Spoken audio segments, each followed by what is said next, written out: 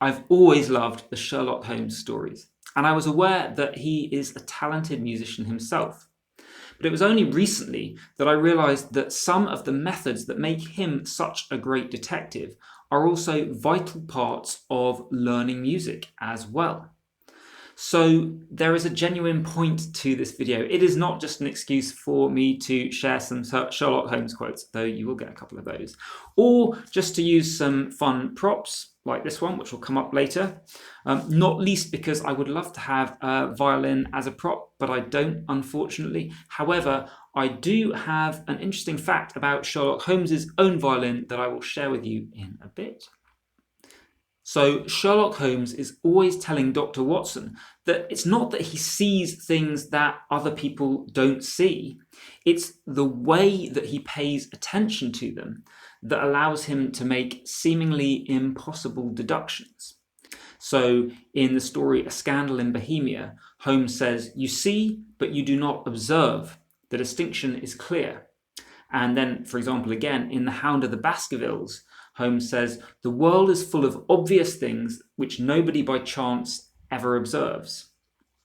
So what's going on here is the distinction between seeing stuff that just comes into our eyes, but perhaps we don't pay any attention to it, take notice of it, and observing when we get the same stuff coming into our eyes, but we actually do something different with it. So I think there are two important inferences that we can draw from this.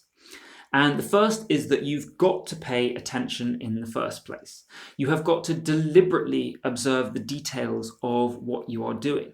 It's not enough just to repeat things mindlessly and hope that stuff will sink in and the important things will work themselves out. It's just not going to work that way. And if you want to know a bit about the neuroscience behind this, I made a whole separate video on that you might like to check out. And if you like this sort of thing, then that's really what this channel is all about. I'm always trying to bring you ideas from other fields, like neuroscience, for example, that can make a real difference to your music so that we can really learn from everything out there around there, rather than just being restricted to the small area of traditional music teaching, I guess. So this awareness, for Holmes, this is details such as noticing that there's mud on someone's shoes, noticing where their clothes are worn rather than new.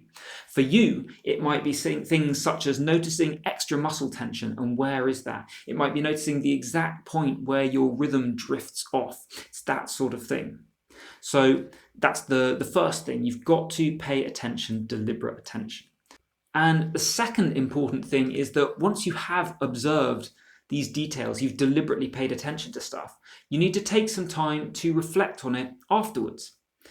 And Holmes does exactly this. For most of his big insights, he takes some deliberate time to think before they appear. It's not the case that he just gets everything instantly, certainly not the really big insights. And same for you, it's not enough just to observe. You need to then do something with that observation, something deliberate. So for Holmes, it is often smoking a pipe. So did used to have a lovely pipe for all sorts of dressing up things that I thought I could use for this video. Don't have that now, so we have got this smoking cap instead. And Holmes would take his smoking very seriously. And as for example, it says in the Red-Headed League, that story, he says, "It's quite a three-pipe problem, and I beg that you won't speak to me for 50 minutes. So many examples of him sitting back in his armchair, pipe there, smoking, and just allowing a lot of time to think through these things that he has previously observed. So as we've said there, for Holmes, the reflection time is smoking a pipe. That's how he's doing it. For you, it might be thinking, well, what does this mean? What could I do differently? Maybe it's, where is the problem really? I've noticed that something keeps happening at this point in the bar, which I keep getting it wrong. Is that the exact place where the problem is? Is it a bit earlier? All sorts of things that you can be thinking on there.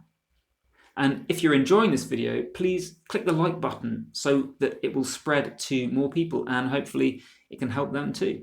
Thanks. So what are the practical implications of this for your music practice? Luckily, I think they are pretty elementary. And I'm not going to get too pedantic here, and so I'm not going to tell you that Holmes never actually said "elementary, my dear Watson" in any of the stories.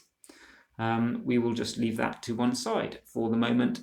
And the first thing that you need to do is, just mindless practice is not helpful. So first of all, deliberately pay attention, but create the conditions that's going to allow that to happen. So include short breaks in your practice sessions so that you can regenerate your ability to focus, your focus. Don't plan your practice session to be huge, mammoth, long ones, because you're not going to manage to stay focused for that long time. And if you're in a practice session and you feel your focus is going, then choose that as a time, whether you've planned it or not, to take a break. So you'll get that focus back, you'll come back, you will be more effective.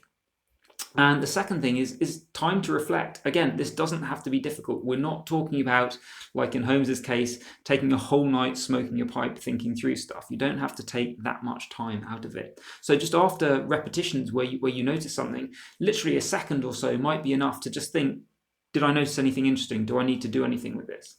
And after a practice session, a couple of minutes could be enough just to think, what do I want to take away from this practice session? So you really don't need to add in a lot here, but do deliberately reflect on what you're doing. So those of you who've got my Practice Multiplier course might like to go back and check out the lessons where I go deeper into these concepts, because this attention and then reflection is what allows Sherlock Holmes to come up with the insights and solutions that seem completely impossible to other people. And in the same way, attention and then reflection in your music practice is what's going to allow you to make progress that would otherwise seem completely impossible. And if you were paying attention earlier in the video, you'll remember that I promised you an interesting fact about Sherlock Holmes's violin. And in one of the later stories, it is revealed that he actually owns a Stradivarius. So quite a special violin. There you go. Now, attention and reflection are necessary for really rapid progress, but they're not enough on their own. There are some other often overlooked factors that are really important too. So check out my video on that next. And if you'd like the special practice and performance tips that I only share with subscribers, then head on over to playinthezone.com and sign up for the emails. They're free. I've been Morley-Fletcher. Thanks so much for watching. Take care, and I'll see you in the next video.